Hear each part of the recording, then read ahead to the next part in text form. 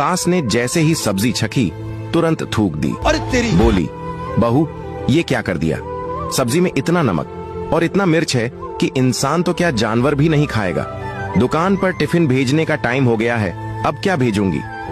बहू भी घबरा गई, बोली, गलती से ज्यादा डल गया मां जी, अब क्या होगा? सास ने फुर्ती से थोड़े आलू उबाले और सब्जी में डाल दिए। सब्जी सही हो गई। इस बीच सास बहू को डांट कर समझाती रही। कुछ देर बाद बहू की मां का फोन आ गया। सास ने उठाया और समधन से बात करने लगी। उधर बहू और ज्यादा डर गई। सोचने लगी कि मां जी अब मेरी मां से मेरी शिकायत करेगी। बहू की मां ने जब समधन से बेटी के बारे में पूछा तो सास बोली, जी आपकी बेटी बहुत अच्छी है, सब कुछ अच्छे से संभाल लिया है, मैं बहुत खुश हूँ। आपने उसे बहुत अच्छे संस्कार दिए हैं, ऐसी बहू पाकर मैं तो धन्य हो गई।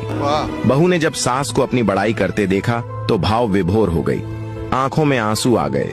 उसने सास से पूछा, मम्मी जी मैं सब काम सही से कब कर रही हूँ, गलतियां कर देती हूँ, फिर भी आपने मेरी मम्मी से मेरी बड़ाई क्यों की?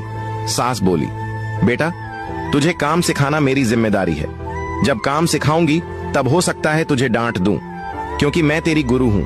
मगर सीखना सिखाना, गलतियां करना, ये हमारे घर के अंदर की बात है।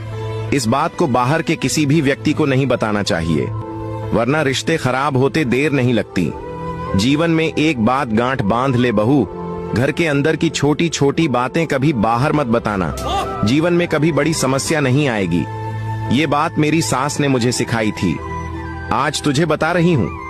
बहू आंखों में भर आए आंसुओं को रोकते हुए बोली, बस ऐसे ही आप मां बनकर मुझे सिखाते रहिए, मैं सब सीख जाऊंगी।